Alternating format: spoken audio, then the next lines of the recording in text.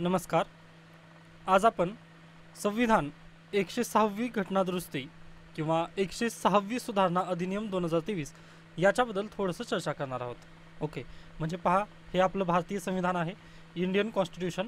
Okay, मग या बुकमध्ये पहा, आत्तापर्यंत 105 घटनादुरुस्त्या झालेल्या होत्या. ओके, मग आता त्याबद्दल आपण काय करणार आहोत तर प्रिव्हियस जाणार आहोत. म्हणजे आता 106 त्यानंतर 105 अशा पद्धतीने. म्हणजे जर तुम्हाला जर ही सिरीज नक्कीच जर आवडली तर मला नक्की सांगू शकता. म्हणजे आपण ना प्रिव्हियसली जाणार आहोत, कारण पहा, यावर्षीच्या कंबाईनला लेट झालेला आहे किंवा राज्यसेवा परीक्षा जरी म्हटलं तरी लेट झालेला आहे, बरोबर. व पहा, लेटेस्ट किंवा चालू घडामोडीमध्ये काय काय लेटेस्ट आहे किंवा इंडियन कॉन्स्टिट्यूशनमध्ये काय काय बदल झालेले आहेत, मग याबद्दल प्रश्न जास्त विचारले जातील. नक्की फर्स्ट, आता पहा, फर्स्ट कॉन्स्टिट्यूशनल अमेंडमेंट गेल्या वर्षी UPSCने विचारलेले आहे, ते पण महत्त्वाचे आहेत. पण आता सध्याला लेटेस्टमध्ये जे घटना झालेल्या आहेत ना, त्याला आपण पाहणं गरजेचं आहे. त्यासोबतच पहा, हे जे 106वी घटनादुरुस्ती जी आहे ना, याचा आणखीन एक सिग्निफिकन्स म्हणजे जे आपली नवीन संसद आहे, नवीन संसदेमध्ये पहिल्यांदा घटनादुरुस्ती कोणती झालेली आहे असा पण प्रश्न विचारला जाऊ शकतो. व तिथं परीक्षेला पर्याय वगैरे असतील. म्हणजे प्रश्नाला पर्याय असतील 106, 105, 104, 102. ओके, मग यामध्ये कितवी म्हणजे नवीन संसद भवनामध्ये कोणती घटनादुरुस्ती पहिल्यांदा करण्यात आलेली आहे तर 106वी घटनादुरुस्ती किंवा पहिलंच सेशन हे 106व्या घटनादुरुस्तीला अनुषंगाने होतं.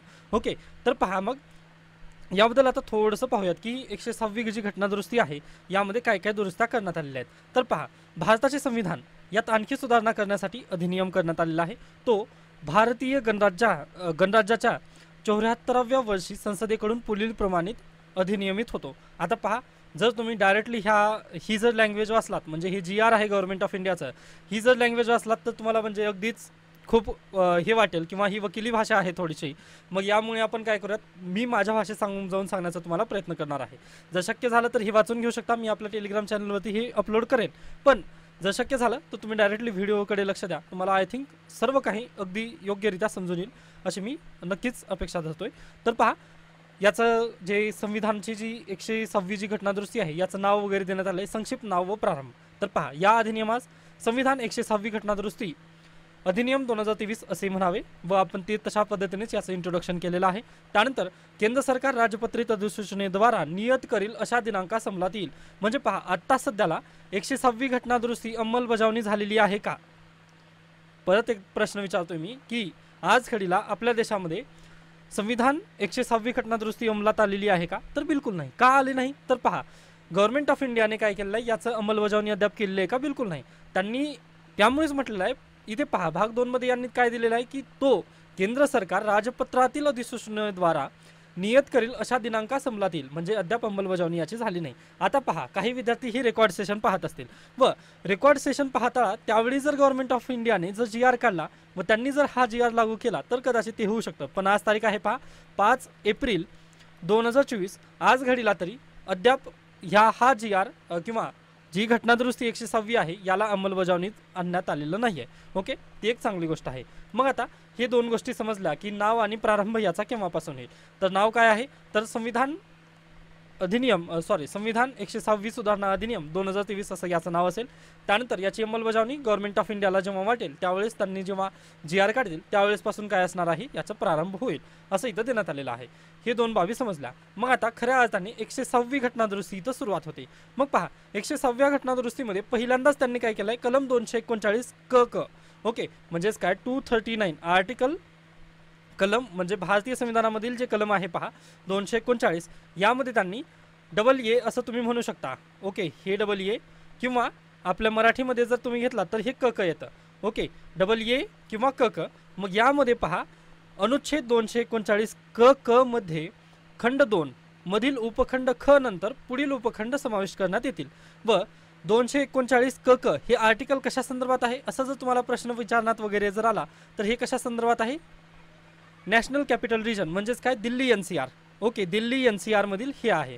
दिल्ली NCR म्हणजेच काय, आता सध्याला अरविंद केजरीवाल जे दिल्लीचे CM आहेत ते काय अटकेत आहेत, बरोबर. मग पहा, त्यांच्या संदर्भात हा मुद्दा आहे हे तुम्ही लक्षात घ्या. म्हणजेच काय म्हटलेलं आहे पहा, दिल्ली NCR कलम 239 मधील आर्टिकल AA किंवा कलम 239 क याच्या अंतर्गत जे दिल्ली विधानसभा आहे, दिल्ली राजधानी जे क्षेत्र आहे ना, यामध्ये विधानसभा जी असेल त्या विधानसभेमध्ये महिलांसाठी जागा राखून ठेवण्यात येतील असं यांनी ख क हे सांगतं. त्यानंतर ख ख काय सांगतं पहा, दिल्ली राष्ट्रीय राजधानी राज्यक्षेत्राच्या विधानसभेत अनुसूचित जातींसाठी राखीव असलेल्या जागांपैकी शक्य होईल तितपत जास्तीत जास्त 1/3 जागा महिलांसाठी राखून ठेवण्यात येतील. म्हणजे पहा इथे काय म्हटलेलं आहे, कलम 239 क क याच्या अंतर्गत असं सांगण्यात आलेलं आहे आपल्याला की जे दिल्ली NCR रिजन असेल याच्यामध्ये जे विधानसभेचे जे सीट्स असतील यामध्ये जे अनुसूचित जाती असतील किंवा अनुसूचित जमाती असतील, ओके, यांच्यामध्ये किती 1/3 एवढ्या सीट्स काय असतील महिलांसाठी, जास्तीत जास्त 1/3 सीट्स इथं रिझर्व केले जाऊ शकतील असं यांचं मत आहे. त्यासोबतच हे झालं SC आणि STंसाठी इथं दिलेलं आहे हे दोन्ही गोष्टी. व जे ओव्हरऑल महिला आहेत, ओव्हरऑल महिलांमध्ये पण आता पहा 100 जर सीट असतील, आता हे आपण काय केलेलं आहे, एक फोड केली तशा पद्धतीने म्हणतोय मी, म्हणजे हे असंच असेल असं नाही आहे, फक्त आपल्याला उदाहरणास्वरूप घ्यायचं त्यामुळे मी 100 जागा धरलेल्या आहेत. तर पहा 100 पैकी जर SC साठी जर आपण 15 जागा जर SCच्या ठेवल्या तर ह्या 15 पैकी 1/3 जागा कोणासाठी असतील, महिलांसाठी असतील. त्यानंतर 8 जागा जर ST साठी ठेवल्या तर या 8 पैकी 1/3 जागा कोणासाठी असतील, महिलांसाठी असतील. मग आता डायरेक्टली इथं सांगता येतं की दिल्ली विधानसभा जे क्षेत्र असेल किंवा सॉरी दिल्ली राष्ट्रीय राजधानीचं जे क्षेत्र असेल त्यातील विधानसभेमध्ये महिलांसाठी किती जागा रिझर्व करण्यात आल्या जास्तीत जास्त, तर 1/3 जागा ह्या रिझर्व करण्यात आलेल्या आहेत.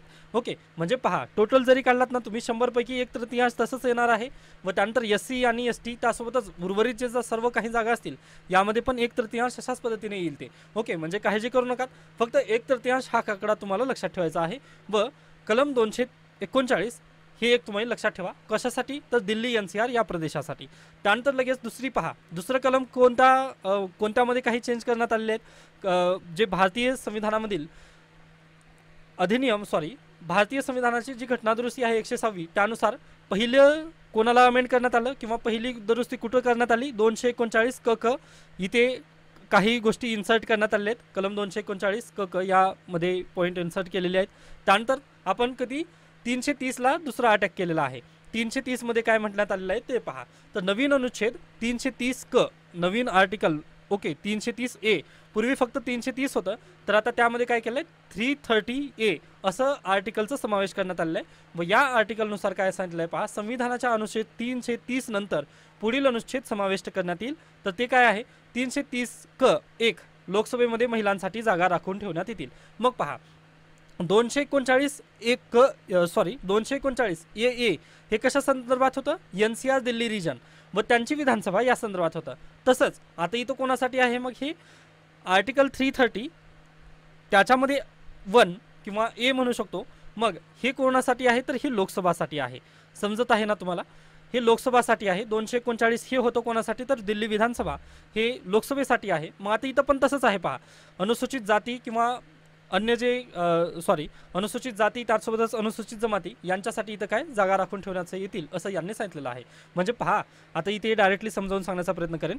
हे 330 आहे, हे 330 याच्यामध्ये पॉईंट 1 जर असेल तर ही लोकसभा ओव्हरऑल लोकसभेसाठी इथं जागा ठेवण्यात आलेल्या आहेत. आता सध्याला आपल्याकडे 543 सीट्स आहेत, बरोबर. मग ह्या 543 पैकी 1/3 जागा कोणासाठी असतील, महिलांसाठी असतील असं इथं दिलेलं आहे. त्यासोबतच आर्टिकल 2 काय सांगतं, ST संदर्भात सांगतं. लोकसभेमध्ये आज घडीला जेवढ्या महिलांचं जेवढ्या SC साठी जागा आहेत ना, या SCच्या जागापैकी 1/3 जागा कोणासाठी असतील, SC मधील जे महिला असतील त्यांच्यासाठी 1/3 जागा रिझर्व असतील. त्यानंतर A3 हे काय सांगतं, म्हणजे 330A3 हे सांगतं अनुसूचित जमातीमधील जे महिला आहेत त्यांच्यासाठी 1/3 जागा ह्या रिझर्व असतील असं इथं सांगण्यात आलेलं आहे. आय होप तुम्हाला हा पॉईंट क्लिअर झालेला असेल. आता पहा 239 AA याच्यामध्ये पण तेच आहे 1 2 3. आता इथं 330A 1 2 3 अशाच पद्धतीने इथं टाकण्यात आलेलं आहे. फक्त हे आकडेवारी लक्षात ठेवा की हे कशा संदर्भात इथं टाकण्यात आलेलं आहे. परीक्षेला राज्यसेवा असू द्या किंवा आपली जे कंबाईनची परीक्षा असू द्या त्यामध्ये डायरेक्टली प्रश्न येऊ शकतो की कोणत्या कलमाअंतर्गत लोकसभेसाठी तरतूद करण्यात आली किंवा कोणत्या कलमाअंतर्गत आपल्या विधानसभेसाठी तरतूद करण्यात आलेली आहे. दिल्ली विधानसभा म्हणतोय. आता आपल्याला शेवटचा आहे. त्यानंतर पहा नवीन अनुच्छेद 332 क यामध्ये समाविष्ट करण्यात आलेला आहे. मग आता 332 आर्टिकल 332A याचा समावेश करण्यात आलेला आहे. व याच्यामध्ये पण पहा 1 2 3 घ्यायचा आहे. 1 2 3 ह्या 1 2 3 मध्ये काय आहे, प्रत्येक राज्याच्या विधानसभेत महिलांसाठी जागा राखून ठेवण्यात येतील व ते जास्तीत जास्त किती असतील 1/3 जागा तिथं राखून ठेवण्यात येतील. हे आपल्याला पहिलं सांगतं म्हणजे ओव्हरऑल जागांसंदर्भात. त्यानंतर दुसरं काय सांगतं, SC साठी जागा राखून ठेवण्यात येतील. म्हणजे ज्या आज घडीला महाराष्ट्रामधील जेवढ्या विधानसभेच्या सीट्स आहेत ना, त्या विधानसभेच्या सीटमधील जेवढ्या SC साठी ज्या सीट्स आहेत त्या SCच्या कोट्यामधील 1/3 जागा कोणासाठी असतील, SCच्या महिलांसाठी ते आरक्षित असतील. तसंच कलम 332(3) यानुसार एसटीच्या ज्या सीट्स असतील त्यामधील 1/3 सीट हे कोणासाठी असतील, ST मधील महिलांसाठी या जागा रिझर्व असतील असं इथं देण्यात आलेलं आहे. आय होप हा पॉईंट तुम्हाला क्लिअर असेल. म्हणजे काहीच नाही पहा, 239 हे कशा संदर्भात आहे, 239 AA हे आपल्या दिल्ली NCR रिजनसाठी, त्यानंतर 330 लोकसभेसाठी, त्यानंतर 332 विधानसभेसाठी म्हणजे प्रत्येक राज्याच्या विधानसभेसाठी इथं तरतूद करण्यात आली आहे आपल्या भारतीय संविधानामध्ये. त्यानंतर शेवटचा आहे कलम 334(क) याच्यामध्ये देखील काही समाविष्ट बाबती इथं करण्यात आलेल्या आहे. तर पहा, संविधानाच्या अनुच्छेद 334 नंतर पुढील अनुच्छेद समाविष्ट करण्यात येईल. मग आता पहा यामध्ये काय म्हटलेलं आहे, 334(क)(1) या भागाच्या किंवा भाग 8च्या पूर्वगामी तरतुदीमध्ये काही अंतर्भूत असेल तर लोकसभेत एखाद्या राज्याच्या विधानसभेत व दिल्ली राष्ट्रीय राजधानी राज्यक्षेत्राच्या विधानसभेत महिलांसाठी जागा राखून ठेवण्याशी संबंधित असणाऱ्या तरतुदी संविधान 106वी सुधारणा अधिनियम 2023 याच्या प्रारंभानंतर घेतलेल्या पहिल्या जनगणनेची संबंध आकडेवारी प्रकाशित करण्यात आल्यानंतर या प्रयोजनासाठी परिसीमन कार्यवाही हाती घेतल्यानंतर अंमलात येतील. म्हणजेच काय, आता सध्याला हे अंमलात येऊ शकेल का, तर बिलकुल येणार नाही. म्हणजेच इथं काय म्हटलंय पहा, कलम 334 हे काय सांगतं आपल्याला, कलम 334A आर्टिकल हे सांगतं की आज घडीला जे काही चालू आहे ना ते तसंच चालू राहील, पण याच्यानंतर जे कोणती जनगणना होईल, म्हणजे याच्यानंतर आता 2025 मध्ये पहा, 2024 तर असंच गेलं इलेक्शन इयर, मग त्यानंतर पुढल्या वर्षी कदाचित जनगणना आपल्याकडे होणार आहे. मग ही जनगणना झाल्यानंतर आपल्याकडे काय एक डिलिमिटेशन कमिशन बसेल, म्हणजेच परिसीमन आयोग. ओके, परिसीमन आयोग. आता मला परिसीमन आयोग, आता तुमच्याकडे एक होमवर्क असेल की परिसीमन आयोग हे संविधानिक बॉडी आहे का, असा तुमच्या समोर प्रश्न आहे. मग पहा, यावरून गेल्या वर्षी जेव्हा 2023 मध्ये ही अमेंडमेंट झाली होती पहा, त्यावेळेस आपल्याकडे चर्चा चालू होती की हे अधिनियम केव्हा लागू होईल, किंवा म्हणजे हे जसं महात्मा गांधींनी वगैरे म्हटलेलं होतं की हे तर बुडत्या बँकेचा चेक वगैरे तशा पद्धतीने, म्हणजे हे पुढे घडणाऱ्या गोष्टी आहेत असं म्हणत होते पहा विरोधक. मग त्याचं कारणच ती आहे, 2025 मध्ये काय इथं जनगणना होईल, बरोबर. 2025 मध्ये जनगणना झाल्यानंतर काय डिलिमिटेशन कमिशन बसेल 2026 मध्ये. मग ते बसल्यानंतर 2029 मध्ये याचा काय महिलांना लाभ मिळू शकेल हे आपल्या इथं डायरेक्टली समजून येईल. आय होप तुम्हाला हा पॉईंट क्लिअर आहे. त्यानंतर पहा, कलम 239(क), 230(क) व 232(क) याच्या तरतुदी सदून राहून लोकसभेत एखाद्या राज्याच्या विधानसभेत व राष्ट्रीय राजधानी राज्यक्षेत्राच्या विधानसभेत महिलांसाठी राखून ठेवलेल्या जागा संसद कायद्याद्वारे निर्धारित करील अशा तारखेपर्यंत अंमलात असण्याचे चालू राहतील.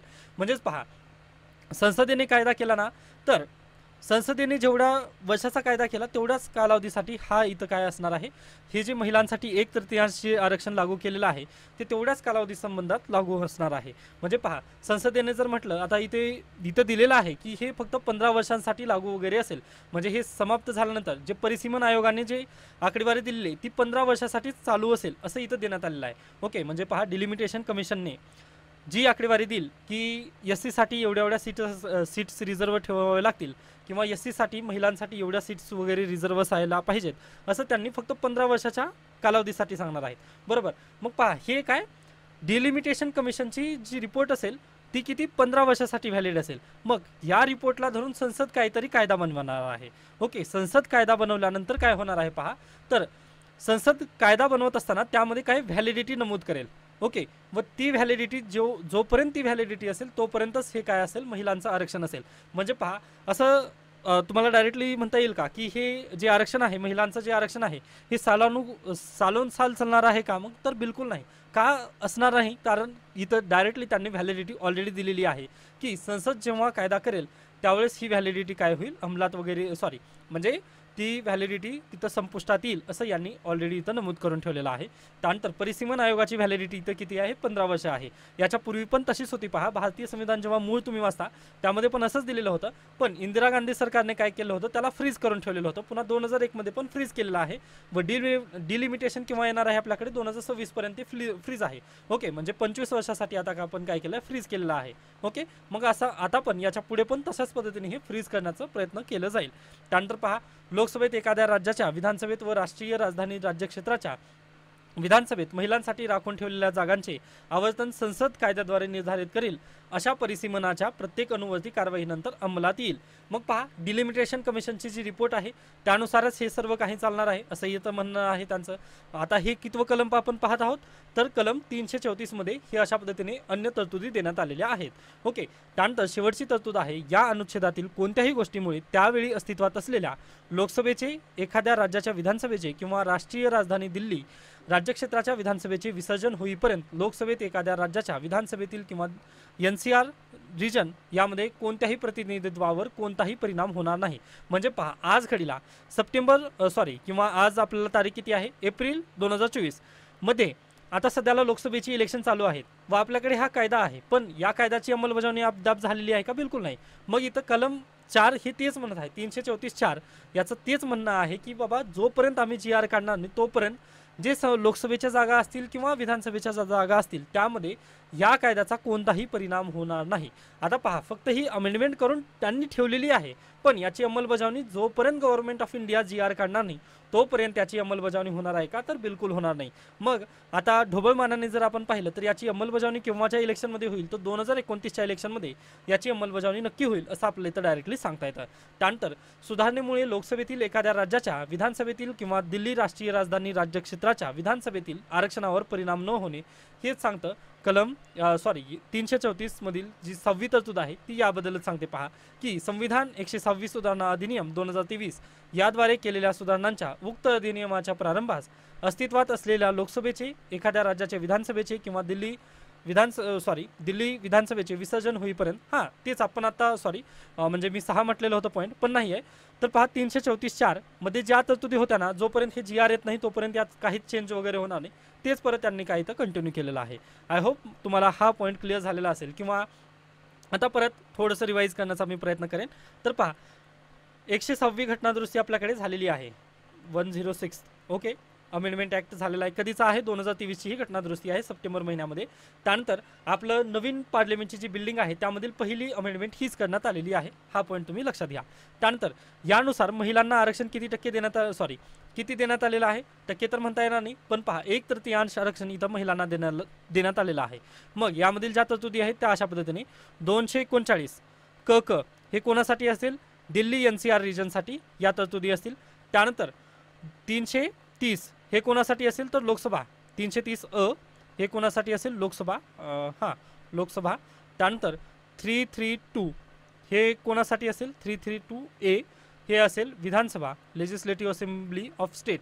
ओके, त्यानंतर बाकीची 334 यामध्ये काय अन्य बाबी देण्यात आलेल्या आहेत. 334A 1, 2, 3, 4 अशा पद्धतीने तिथं अन्य बाबी देण्यात आल्या आहे. म्हणजे परिसीमन आयोगाची व्हॅलिडिटी इथं किती देण्यात आली आहे, 106व्या घटनादुरुस्तीनुसार 15 वर्षाची इथं व्हॅलिडिटी दिलेली आहे.